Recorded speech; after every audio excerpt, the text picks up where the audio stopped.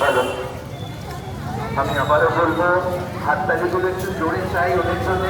ওরা অবশ্যই এইটাই ওদের কাছে একটা বিশাল পাওনা, এই উৎসাহ নিয়ে ওরা বাঁচবে এবং আরো নাচ করার উৎসাহ পাবে, এটাই আমার বলার বিষয়। তাই সেই ভাবনা থেকেই আমাদের এই পরবর্তী ভাবনায় আবার যাবো আমরা। আমি বলেছিলাম আপনাদের, আমরা 3টে পর্বে আমাদের অনুষ্ঠানকে ভাগ করেছি। তাই প্রথম পর্বে আমরা রবীন্দ্রনাথ, নজরুল এবং অতুল প্রসাদকে নিয়ে ছিলাম। দ্বিতীয় পর্বে আমরা সুনীল চৌধুরী এবং আবু সুকুমার রায় এবং বাংলাদেশের বিখ্যাত কবি নাজমুল হকের গান নিয়েই আমরা সাজিয়েছিলাম আমাদের দ্বিতীয় পর্বের অনুষ্ঠান। আবার আমরা যাচ্ছি আমাদের তৃতীয় পর্বের অনুষ্ঠানে। তৃতীয় পর্বের অনুষ্ঠানে আমরা সাজিয়েছি ভারত বিভিন্ন প্রান্তের কিছু প্রাদেশিক লোকনৃত্য নিয়ে।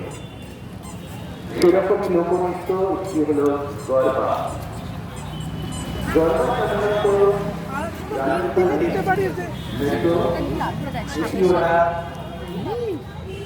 করে থাকে ওদের নবরাত্রির সময় এবং সেরাবাদী যখন পুজো হয় তখন ওরা নাচি করে। গরবা নৃত্যে মেন যেটা হলো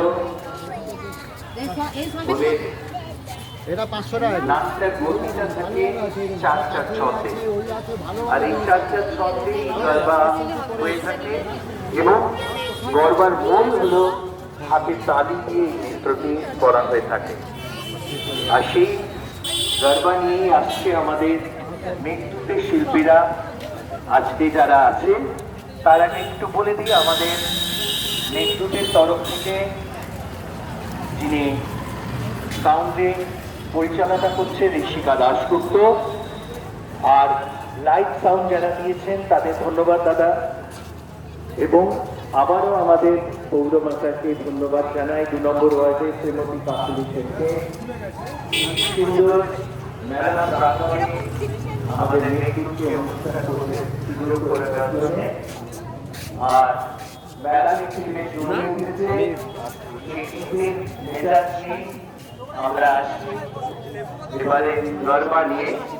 গরবায় যারা অংশগ্রহণ করছে রিমিকা, ঋত্বিকা, আবর্তিকা, নিকিতা এবং শিল্পী।